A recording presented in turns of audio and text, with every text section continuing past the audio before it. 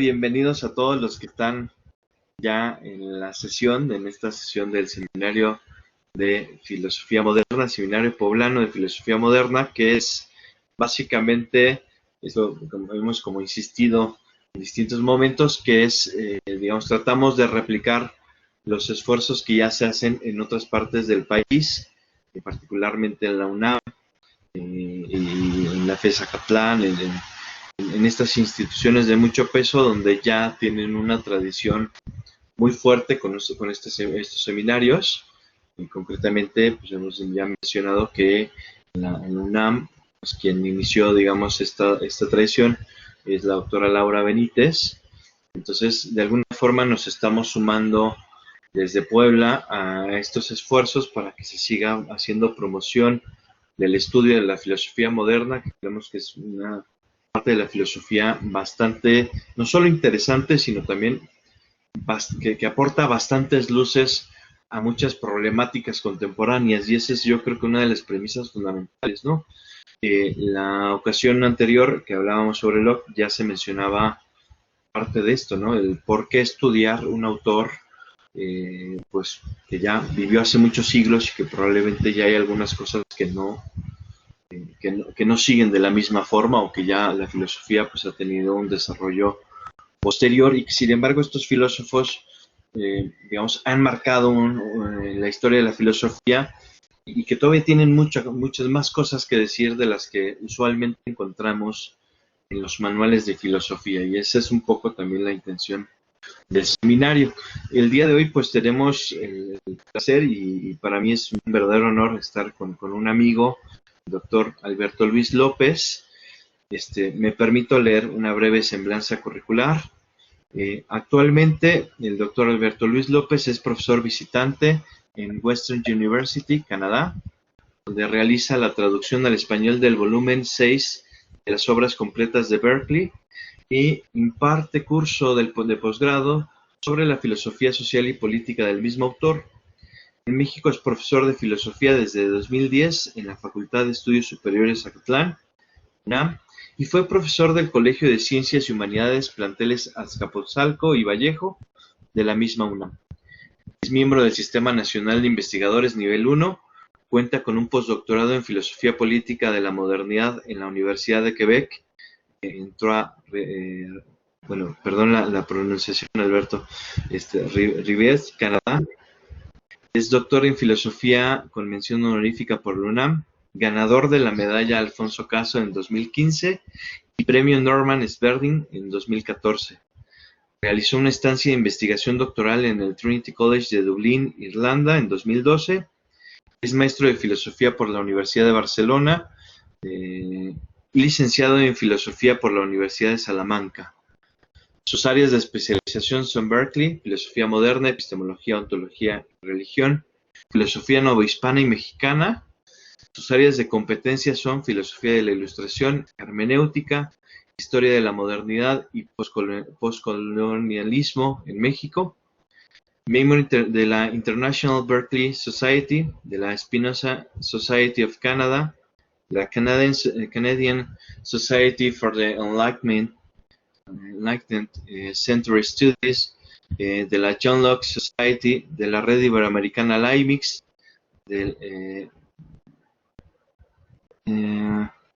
lo voy a traducir al español, espero que mi traducción sea buena. Laboratorio del Laboratorio sobre el Pensamiento, de la Historia del Pensamiento Moderno del siglo XVI al XVIII, del Seminario de Metafísica, Epistemología e Historia de Filosofía del Instituto de Investigaciones Filosóficas de la UNAM, y del Seminario Permanente de Filosofía Moderna de la FES Acatlán, UNAM. Participa en diversos proyectos de investigación en la UNAM, ha dictaminado libros académicos para la Universidad Autónoma de la Ciudad de México y la UNAM, y es dictaminador en revistas científicas indexadas de México, Colombia, España y Canadá. Ha organizado coloquios nacionales e internacionales y publicado una veintena de artículos en revistas arbitradas e indexadas y en libros colectivos de diversos países.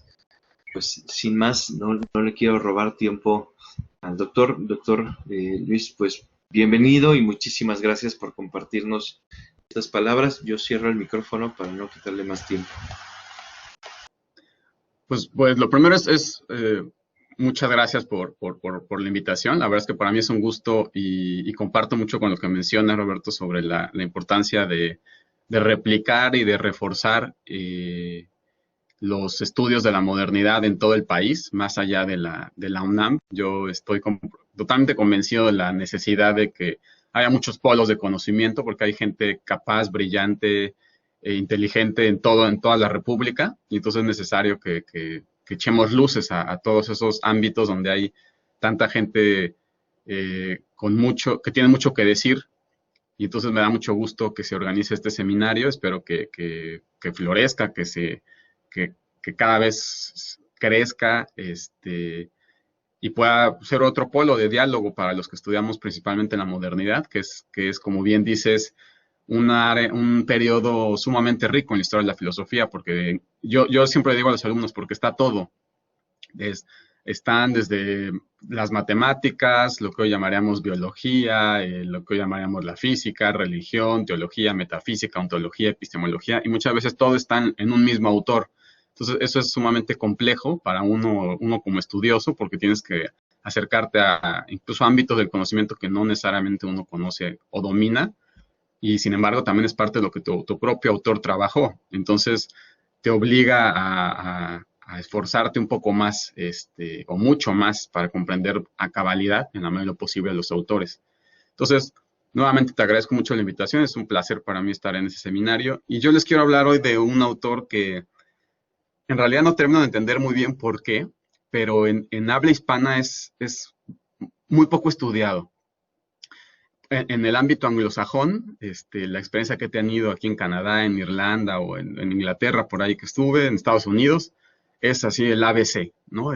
Para ellos, Locke, Berkeley, Hume son los tres autores que todo estudiante tiene que pasar por ellos y bien.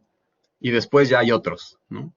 Y quizás por la tradición, quizás era el idioma, no lo sé, pero en habla hispana en general es un autor, todo el mundo conoce el apellido, y pues hay dos o tres referencias y nada más. Y por lo mismo hay poco estudio, lamentablemente, ¿no? Hay obviamente algunas personas que se han dedicado a él, pero no hay así, no es tan boyante como otros autores que sí tienen un grupo mucho más numeroso de estudiosos. Espero que eso cambie, pero bueno, mientras tanto es una oportunidad para mí para hablarles de este autor irlandés del siglo XVIII que pues, hizo muchas cosas, ¿no? Pasó de la matemática, su primera obra es matemática, su segunda obra es sobre teoría de la visión, y su tercera obra son los principios del conocimiento humano, que es la obra más conocida para la mayoría, y después termina haciendo cosas de filosofía política y termina en asuntos como de medicina, o sea, pasó por muchos ámbitos. Su aportación matemática es sumamente importante porque es de las críticas más notables al cálculo infinitesimal como método. Y fue pues incluso en algunas historias de la matemática hay varias menciones a él. Entonces me refiero a un autor muy completo, ¿no? Y yo el día de hoy lo que les quiero hablar es sobre una parte que tiene que ver un poco con esos dos elementos, conocimiento y mente, que están tan presentes en la obra, sobre todo temprana de Berkeley, que estamos hablando de 1710, 1713. Después siguió hablando de estos temas, pero vinculándolos con otros asuntos, o de manera más amplia. Pero sobre todo son dos obras, Los principios del conocimiento humano, 1710, y Los diálogos entre Hilas y Filonús, 1713, en los que se centra y se mete de lleno a estos asuntos de ontología, que tiene que ver con la mente, con el conocimiento, ideas, etcétera, etcétera.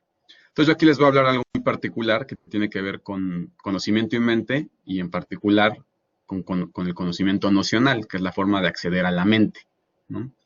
Entonces les quiero leer una parte de un trabajo que tengo, y después, pues si hay preguntas, dudas, comentarios, con todo gusto podemos dedicarnos a ello. Entonces voy a empezar para ya no detenerme ni extenderme demasiado. Bueno, comienzo. Entonces, menciono, en la filosofía de Berkeley sobresalen dos elementos que conforman su ontología, que generaron extrañeza y críticas en algunos de sus lectores. Son las ideas y los espíritus o mentes. Recuerden que espíritu o mente es sinónimo para él, ¿no? Entonces yo lo voy a usar indistintamente, espíritu o mente, pero él dice muy claro, eso es un sinónimo para mí, ¿no? Entonces, por diversos motivos, las ideas fueron el principal causante de las malas lecturas e interpretaciones de su inmaterialismo, mientras que por el contrario, el elemento espíritu o mente no resultó ajeno a la tradición y por consiguiente no fue tan cuestionado por los lectores de sus obras. En relación al espíritu hay un tema que destaca y que se origina a partir del propio término espíritu. Cuando uno piensa en él, o sea, en el espíritu, viene a la mente una primera pregunta que interroga por el qué. Es decir, ¿qué es eso llamado espíritu o mente? Esta primera pregunta viene acompañada usualmente de una segunda, que sigue naturalmente de ella, pero que ya no interroga por el qué, sino por el cómo, es decir, cómo se conoce al espíritu. Intentar responder a esta última pregunta es el objetivo de esta charla. Y para ello, pues va a ser necesario que recurra, como les mencioné, al conocimiento nocional, el cual no es más que una consecuencia del inmaterialismo berkeleyano, pues al postular una entidad como el espíritu, era de esperarse que fuese posible acceder a él, ya que de lo contrario, o sea, de no poder conocerlo, el inmaterialismo resultaría contradictorio porque llevaría al escepticismo, cuya superación era uno de los propósitos centrales de Berkeley. El conocimiento necesario, debo decir, fue planteado para acceder epistémicamente a 4 elementos de su filosofía, a saber, nuestra propia mente, las otras mentes, Dios y las relaciones que se daban en la naturaleza. Por una opción de unificación temática y de tiempo, me voy a centrar en los primeros 2 elementos, esto es, en mi mente o yo, y en las otras mentes o yoes, diríamos, porque ambos se enfocan en una misma cuestión, que es la mente o el espíritu, ¿no? Entonces, para explicar esto, pues voy a mencionar un poco sobre los comentarios filosóficos o cuadernos, que fue una obra que se publicó póstumamente y que nos da luz sobre muchos temas que el autor trabajó ya en su obra publicada. Estos comentarios no fueron publicados, como mencioné, y se escribieron entre 1707 y 1708. Entonces voy a ello. Mi primer tema es, ¿qué es la mente para Berkeley? Antes de hablar sobre el conocimiento nocional, es necesario remitirme a la mente, y con ella, aunque sea brevemente, a las ideas. Eso es importante por lo que señala el propio filósofo, a saber, lo cito, porque el conocimiento humano puede reducirse naturalmente a 2 clases, de las ideas y de los espíritus. Ahí termina la cita. Siendo ambas clases totalmente distintas y heterogéneas, y dice él, no tienen nada en común salvo el nombre, de ser, de cosa o ser, ¿no? Como sabemos, para Berkeley hay 2 tipos de ideas, las del sentido y las de la memoria y la imaginación, que también le llama ideas de la reflexión. Las 2 ideas existen igualmente en la mente, en tanto que ésta las percibe y con ello les da existencia, aunque son distintas de ella. Entre otras cosas porque las primeras son impresas en los sentidos, por eso les llama también cosas reales, mientras las segundas son generadas por la propia mente, por eso le llama él, o las denomina propiamente ideas o imágenes de cosas. A pesar de ser 2 tipos de ideas, ambas tienen algo en común que las asemeja ontológicamente, a saber, su pasividad. De ahí que Berkeley sostenga en sus principios que el verdadero ser de una idea implica pasividad e inercia en ella. Disculpen, esta computadora no es mía, me la prestaron porque la mía tiene un problema con el micrófono, entonces no me siento con tanta confianza porque es la primera vez que tengo esta compu en mis manos. Así que voy un poco lento, me disculpan por ello. La segunda clase de conocimiento humano, importante para este apartado, es el de los espíritus o mentes. Daré ahora, aunque sea sucintamente, una caracterización de las mentes. Las mentes, igual que las ideas, fueron caracterizadas definitivamente en la obra publicada, es decir, en los Principios, 1710, y en los Diálogos, 1713. Sin embargo, como esta última obra es hasta cierto punto una iteración del tratado, aunque obviamente incorpora información muy novedosa, yo me voy a centrar en los principios o tratado. Pues digo principios o tratado porque es tratado sobre los principios del conocimiento humano. Entonces por eso hablaré de tratado o principios indistintamente. En el tratado se concibe a la mente o espíritu como aquello que conoce o percibe las ideas u objetos del conocimiento, que ejerce diversas operaciones sobre ella como querer, imaginar o recordar, lo que lo convierte en un ser activo y perceptor denominado, indistintamente, mente, espíritu, alma o yo mismo. Así le llama Berkeley, mente, espíritu, alma o yo mismo. Para el autor, estos 4 sinónimos no se refieren a una idea, sino a algo totalmente distinto de ella, es decir, donde existen, o lo que es lo mismo, mediante lo cual son percibidas. El espíritu, o mente, en tanto ser activo, tiene entonces la capacidad de percibir y con ello dotar de existencia a las ideas, pues gracias a su percepción puede poseerlas. Que las mentes doten de existencia al percibir resulta ser una oración comprensible. Sin embargo, para aclarar aún más este enunciado, conviene preguntarse a qué se refiere el filósofo con el término percibir. En el parágrafo 4 aparece parte de la respuesta al anterior interrogante, cuando se pregunte afirmando, Berkeley, ¿y qué percibimos además de nuestras propias ideas o sensaciones? Se colige de esta cita que con percibir, Berkeley se refiere tanto a la percepción sensible, que a través de los sentidos capta sensaciones, como a la percepción inteligible, que a través del intelecto capta ideas. Pues tener una idea es lo mismo que percibir, dice él.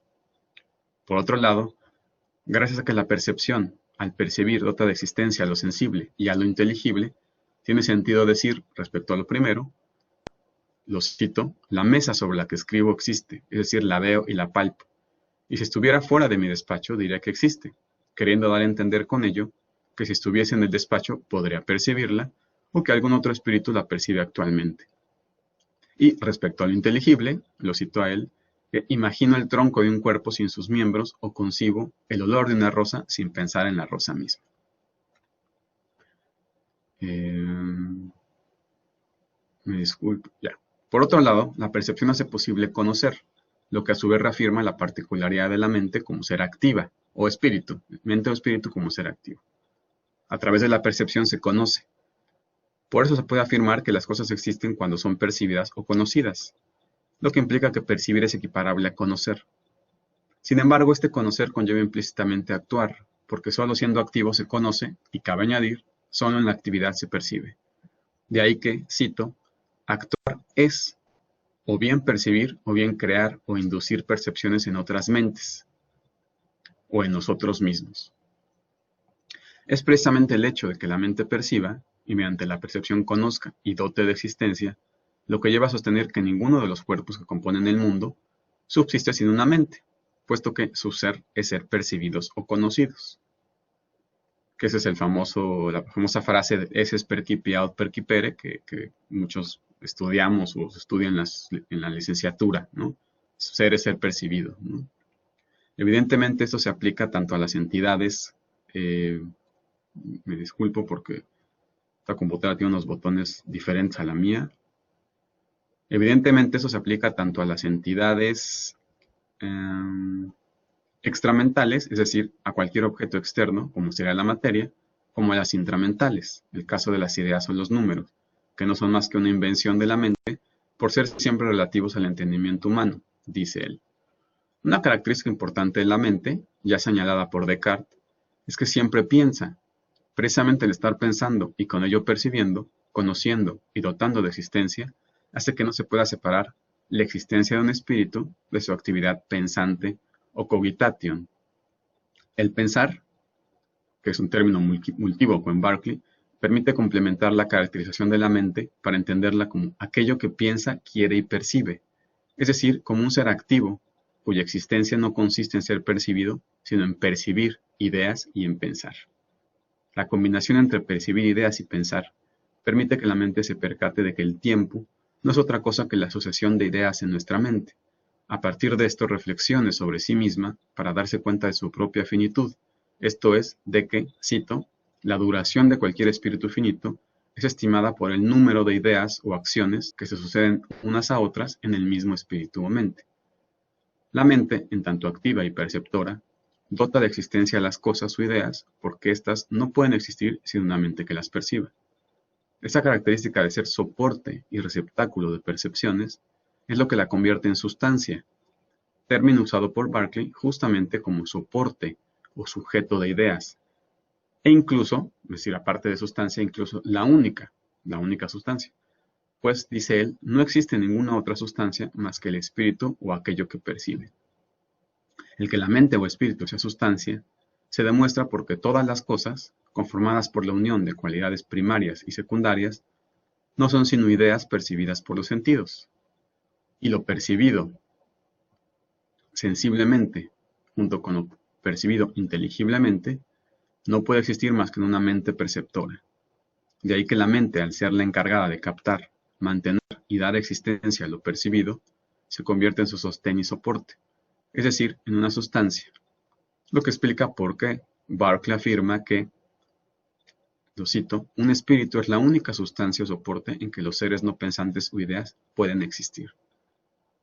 Esta única sustancia, que convierte a la mente en un agente subsistente por sí, no es corpórea ni material, sino todo lo contrario. Es activa, simple y no compuesta, incorpórea e indivisible, y por eso es mental o espiritual.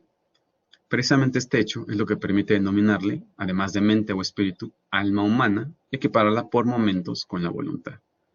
El propio Berkeley enriqueció su definición de mente al decir que se trata de un ser simple, indivisible, activo. En tanto que percibe ideas, se denomina entendimiento, y en tanto que las produce u opera sobre ellas, se denomina voluntad.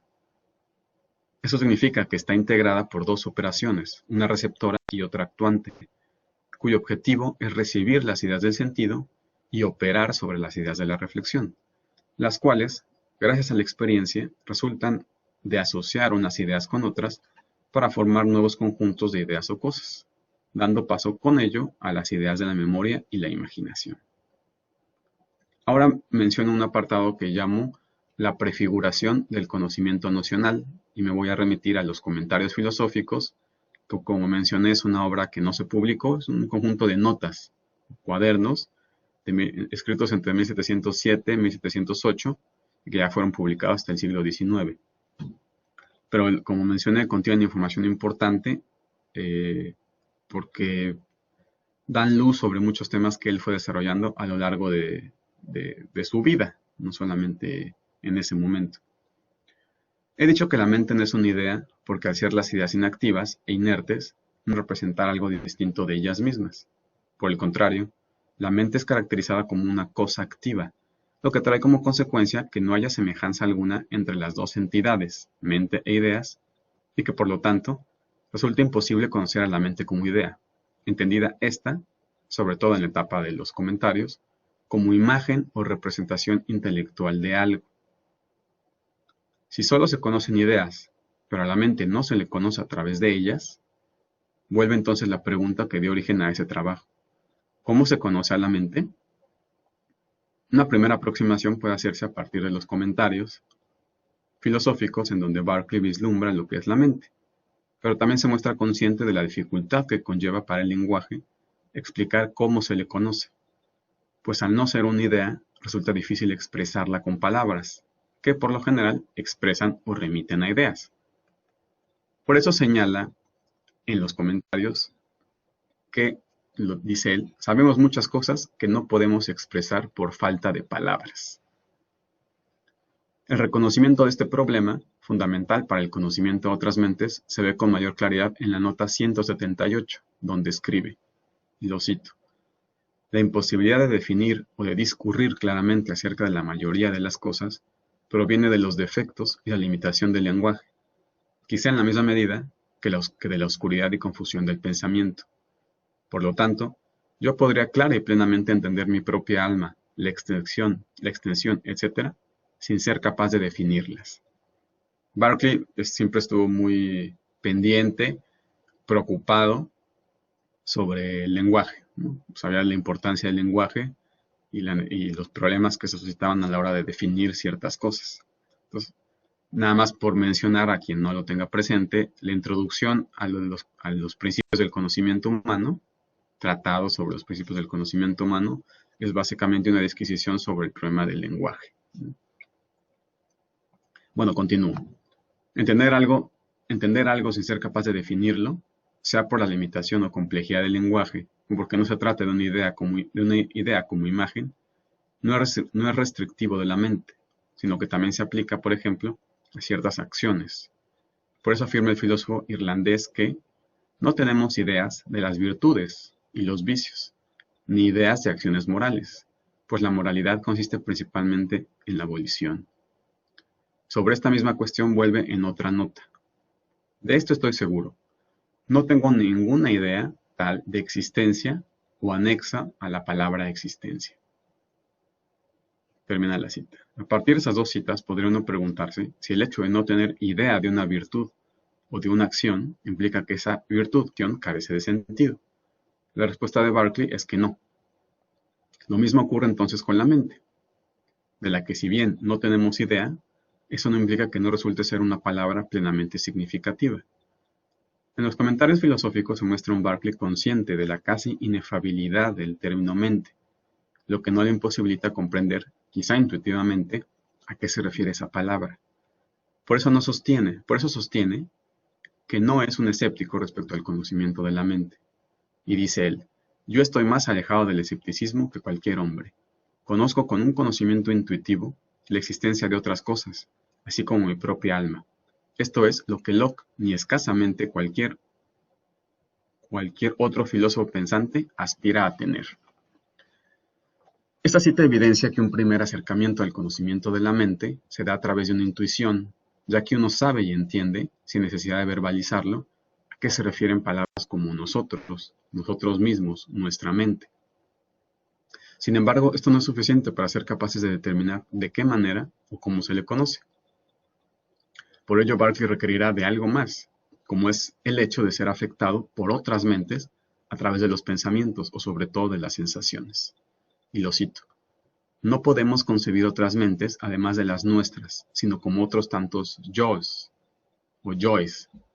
Nos suponemos nosotros mismos afectados con tales y cuales pensamientos y tales y cuales sensaciones. Termina la cita. La afectación de la que habla lo llevará a barruntar el término noción, aunque debe aclararse que en los comentarios filosóficos el uso de tal término es más bien laxo, casi como sinónimo de intuición. Al respecto dirá en la nota 540, la vasta, esparcida, universal causa de nuestros errores es que no consideramos nuestras propias nociones. Quiero decir considerarlas en sí mismas, fijarlas, establecerlas y determinarlas. Nosotros solo las consideramos unas en relación con otras. Termina la cita. Sobre esto mismo, y a modo de complemento, resulta especialmente relevante la entrada 813, donde Berkeley señala lo siguiente. Estoy cierto de que hay un Dios, aun cuando no lo perciba, no tenga intuición alguna de él. Esto no es difícil si entendemos correctamente lo que se quiere decir por certeza. Termina la cita. De aquí se recoge algo importante, a saber, que se puede tener certeza de algo, como lo puede ser Dios o incluso la mente, sin percibir ese algo e incluso, en el caso de Dios, sin tener intuición alguna de ello. Esta información es complementada con la nota 740, en donde se dice que debemos, con la masa, situar la certeza en los sentidos. Si se toman las dos citas juntas, se añade a lo dicho que se puede estar seguro de algo que no se percibe, porque, aunque suene paradójico, la seguridad, evidencia o incluso certeza de tal conocimiento la brindan justamente los sentidos. Luego de leer lo anterior, probablemente surja en el lector la siguiente pregunta. ¿Cómo puedo tener certeza de algo no conocido por los sentidos, y sin embargo ser estos los que me brindan dicha certeza? Todo indica que en los comentarios, si se quiere conocer a la mente, que, reitero, no es una idea, habrá que apelar en última instancia a la certeza de los sentidos. Se puede concluir de los comentarios, teniendo en cuenta que es una obra no publicada, que el conocimiento de la mente se da básicamente por medio de una intuición, antecedente de noción, estrechamente vinculada a una afectación producida por diversos pensamientos y sensaciones. Esta concepción, aunque aún distante del conocimiento propiamente nocional, lo anuncia ya en su versión definitiva, plasmada en su famoso Tratado sobre los principios del conocimiento humano. Entonces paso ahora al siguiente apartado que lo llamo sobre el conocimiento nocional. Una vez planteado lo anterior, es momento de entrar de lleno en el conocimiento nocional. Es a lo largo del Tratado de 1710, pero más aún en la segunda edición de 1734, donde Berkeley desarrolla como tal la doctrina de la noción, o conocimiento nocional. En esta obra el término noción ya no es usado como sinónimo de intuición, sino que se le intenta dar un uso más riguroso y menos laxo, con la intención de hacer de él un concepto que refiera lo más adecuadamente posible al conocimiento de la mente o espíritu. Como he dicho, la noción no se restringe a la mente, sino que refiere o tiene por objeto ciertas operaciones mentales, relaciones, otras mentes y Dios. Elementos que comparten el hecho de ser activos y de no poder ser conocidos como ideas, sino mediante actos u operaciones mentales. Se trata entonces de un asunto epistémico, pero también de uno lingüístico, pues con el concepto de noción se busca delimitar, para asir intelectual y lingüísticamente, lo propio de una mente, es decir, su actividad y con ello su carácter cambiante, operacional y procesal. En la obra publicada, noción ya no se reduce a intuición ni tampoco se le concibe como idea, por ser esta pasiva e inerte. Más bien se entiende como una especie de imagen pensante activa, como se indica en los diálogos, pues de tal imagen no se puede tener una idea, sino precisamente una mera noción. Y cito al autor: tengo en mí mismo no ya una idea inactiva, sino una especie de imagen pensante activa de la deidad. Aunque la imagen pensante activa se centra en Dios, es interesante retomar porque, en última instancia, se refiere al conocimiento de una mente o espíritu, en este caso, digamos, la divina, y en ese sentido ayuda a entender que la noción es un tipo de aproximación conceptual, cambiante y activa, totalmente distinta de una idea. Cabe aclarar que el concepto de noción no es representativo en el sentido de que no representa, es decir, no hace presente a la mente, sea a través de imágenes o ideas pasivas de ella. Que dicho concepto no sea representativo conlleva que no puede no ser nocional, debido a que para Berkeley no hay nada que pueda servir como representación de la mente, porque las mentes son irrepresentables.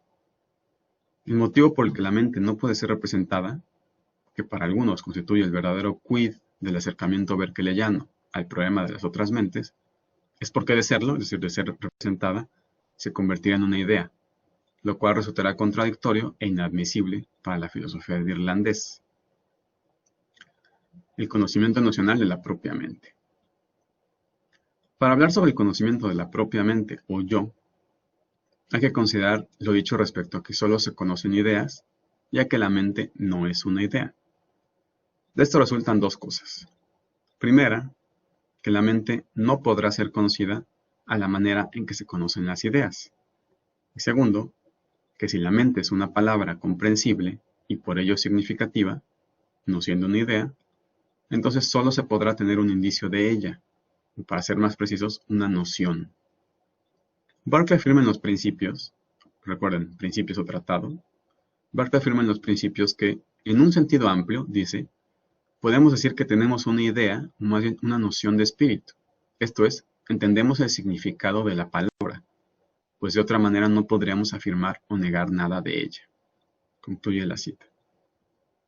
Resulta entonces que si bien es cierto que se puede decir que se tiene idea de la mente, es mejor usar la palabra noción, porque resulta más apropiada y precisa para distinguir, con la fuerza que amerita, términos distintos que refieren a cosas absolutamente diferentes, como son las ideas y los espíritus o mentes. De hecho, lo anterior puede darse un paso adelante en el conocimiento de la propia mente, citando al propio filósofo, quien dice: es tal la naturaleza del espíritu, o aquello que actúa, que no puede ser percibido por sí mismo, sino solo a través de los efectos que produce. Por lo que yo puedo ver, las palabras voluntad, alma, espíritu, no representan ideas diferentes, o en verdad idea alguna, sino algo que es muy diferente de las ideas, siendo un agente no puede ser semejante a o representado por ninguna idea. Aunque al mismo tiempo debe admitirse que tenemos alguna noción de alma, espíritu y de las operaciones de la mente, tales como querer, amar, odiar, en la medida en que conocemos o entendemos el significado de esas palabras. Termina la cita. Un primer aspecto a destacar de la cita es que confirma que la mente es una palabra significativa, aunque no refiere a idea alguna. Sin embargo, se añade que no solo la mente, sino también las palabras que refieren a actividad, como querer, amar u odiar, son significativas aunque no remitan a ninguna idea. Esto deja claro que aunque no se tenga idea de lo activo, como es la mente y sus diversas operaciones, no por eso lo activo deja de ser comprensible, lo que refuerza no solo la validez, sino hasta la necesidad del conocimiento nocional referido por Berkeley.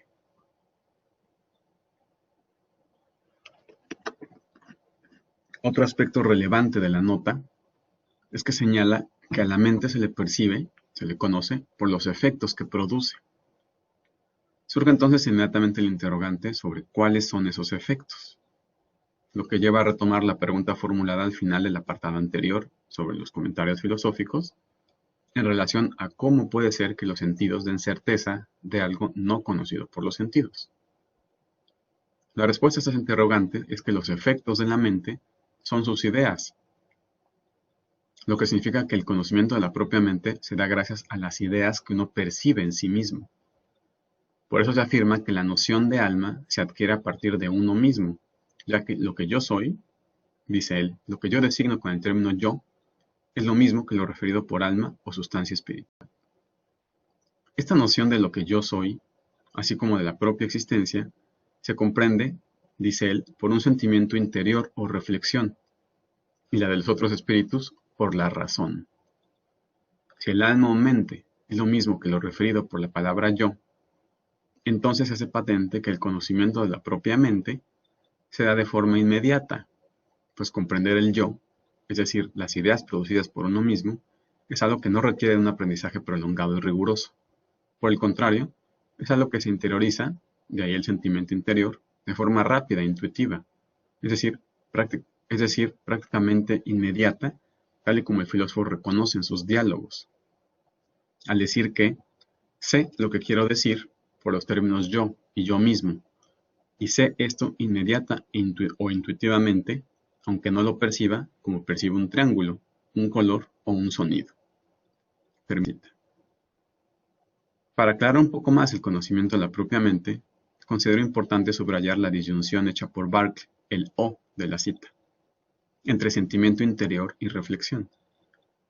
Disociando ambos elementos, el sentimiento interior serviría para acceder inmediatamente al yo, mientras que la reflexión lo haría para intentar descubrir qué es ese yo. La consecuencia de tal reflexión sería que la mente es, entre otras cosas, un algo que piensa, quiere y percibe. De lo dicho hasta aquí, se concluyen tres cosas respecto al conocimiento nocional de la propia mente. Primero, que tal conocimiento es inmediato, en el sentido de que no hace falta un aprendizaje lento, pausado y riguroso para acceder al yo. Segundo, que no es ideacional, porque a la propia mente no se le conoce como idea, sino mediante ellas. Y tercero, que dicho conocimiento debe distinguirse, por ser diferente, del acceso nocional a otras mentes finitas y a Dios. Paso ahora a un apartado que llamo, el conocimiento nocional de las otras mentes. Una vez expuesta la manera en que uno se conoce, en tanto mente, espíritu, alma o yo, toca el turno de hablar sobre cómo se conocen las otras mentes. Si Berkeley ha dicho al respecto que las otras mentes son conocidas a través de la razón, implícitamente está diciendo que su conocimiento no es inmediato, sino más bien mediato, pues un proceso cognoscitivo que requiere del ejercicio de la razón no se da ipso facto. Esto tiene que ver con lo dicho anteriormente sobre que una mente se conoce gracias a los efectos que produce. Pues si los efectos originados por la propia mente son las ideas que surgen de pensar, querer y actuar, esto mismo se podrá aplicar a las otras mentes, porque, en tanto mentes, son seres de naturaleza semejante a la de uno. Hay en esto una importante diferencia, a saber que mientras las ideas de la propia mente se conocen inmediatamente, las producidas por otras mentes no, ya que son efectos, como se ha dicho, de mentes distintas a la de uno. Esto es lo que hace posible sostener que si bien es cierto que ninguna idea o colección de ideas es una mente, sí es cierto que esto, una idea o colección de ideas, resulta ser un signo o indicio de que hay otro ser volitivo, es decir, otra mente, además del mío. Por eso, cada idea es una muestra de actividad. Cada episodio de pasividad es un signo de actividad. El propio Berkeley señala esto en su Alcifrón, al decir, cito, que el ser de las cosas imperceptibles para el sentido puede ser deducido de efectos, signos o muestras sensibles. Termina la cita. Alcifrón, nada más por mencionar, es una obra que publicó en 1732. Son 7 diálogos. Bueno, continúo.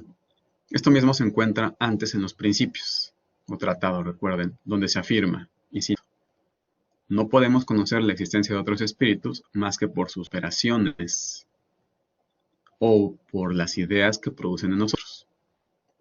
Percibo diversos movimientos, cambios y combinaciones de ideas que me informan que existen ciertos agentes particulares, semejantes a mí mismo, que los acompañan y concurren a su producción.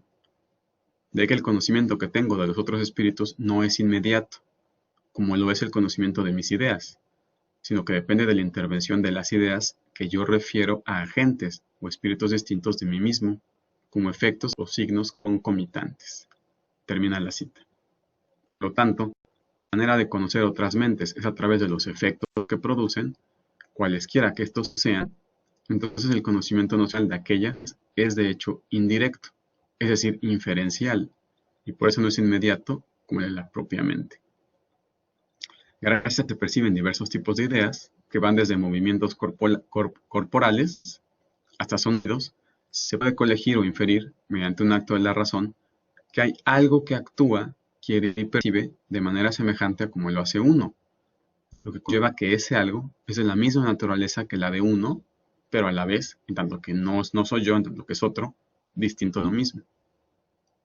Un elemento importante a considerar para complementar lo dicho es el acto de hablar, directamente relacionado con el hecho de que para Berkeley la verdadera naturaleza del lenguaje está constituida, dice él, por la articulación, combinación, variedad, abundancia, uso general y extensivo y fácil aplicación de signos.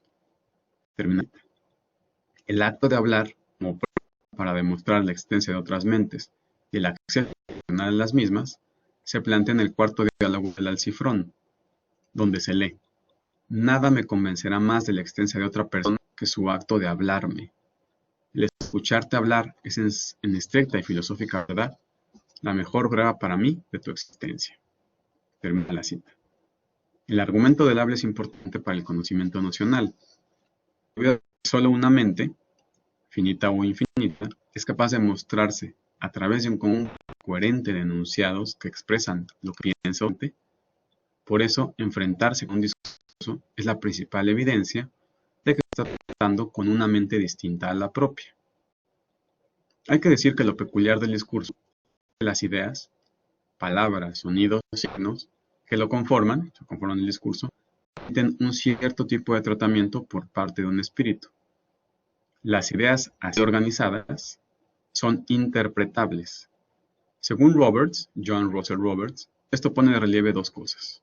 Uno, que la mente actúa sobre las cosas sensibles de manera distinta a como las organiza para un discurso. En el primer caso simplemente las usa para manipularlas, mientras en el segundo se sirve de ellas para organizarlas en un discurso hablado o escrito con el fin de que otra mente actúe. Y dos, la importante cualidad de la mente de poder interpretar, es decir, de ser un agente interpretativo que puede distinguir entre las diversas colecciones de ideas. Precisamente la manera en que las ideas son manipuladas en un discurso para conseguir un fin racional revela que detrás de ellas hay una mente, o, dicho de otra manera, un imperceptible principio de pensamiento y acción, responsable de organizarlas y tratarlas como instrumentos para operar la propia voluntad, gracias a lo cual es posible alcanzar la comunicación con otras mentes, porque las ideas pasan de ser objetos lingüísticos a ser signos interpretables. La comunicación, por tanto, requiere estar preparado para la interacción.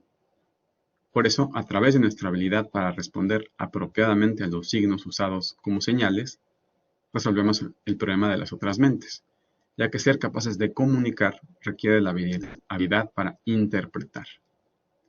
Para esclarecer un poco más el asunto, me serviré a modo de ejemplo de los autómatas creados por Jacques de Vaucanson en la Francia del siglo XVIII, para usar un caso de la época y del contexto de Berkeley. Los autómatas del francés sorprendieron al público porque eran capaces de realizar una serie de acciones complejas, propias de ciertos seres vivos, como tocar un tambor, una flauta o digerir. Frente a tales acciones, seguramente hubo personas que se preguntaron, ¿detrás de tales autómatas una mente actuante? Diríamos incluso una mente actuante berkeleyana. Pese a que Berkeley no profundizó demasiado en el conocimiento nacional, el ejemplo del autómata podría servir para aclarar ciertas cosas. De un autómata como los de Vaucanson, esto es, de un ser que actúa, responde y o reacciona de forma programada, no se colegirá una mente actuante detrás de él. Lo anterior, porque Berkeley no se limita a considerar acciones o pensamientos particulares, que sí podrán tener los autómatas, sino que más bien toma en cuenta tipos de acciones o pensamientos que, pese a sus diferencias, como sean entre personas de diferentes naciones y distintas épocas, llevan a pensar, mediante una inferencia basada en la semejanza con uno mismo, que hay una mente detrás de las ideas percibidas. Los autómatas de Vaucanson, como podrían ser otros cualesquiera, eran capaces de realizar acciones específicas, como el pato haciendo la digestión, no de imitar la enorme gama de acciones, reacciones, estímulos o pensamientos característicos de una mente o espíritu propiamente dicho. Puede concluirse de lo dicho, entonces, que por los muchos efectos, ideas, percibidos, no puede concluirse de lo dicho, que es por los muchos efectos, ideas percibidos, como se colige indirectamente la existencia de otra mente. Pero debido a que esos efectos denotan un conjunto de operaciones y acciones coherentes, cuya actividad y cambios son constantes, y por ende inasibles, al no poder fijarse y aprenderse, no se puede tener unidad de esa mente, sino solamente una noción, o en otras palabras, un conocimiento nocional. Y con esto concluyo. Pues muchas gracias por haberme escuchado sobre Berkeley, conocimiento y mente.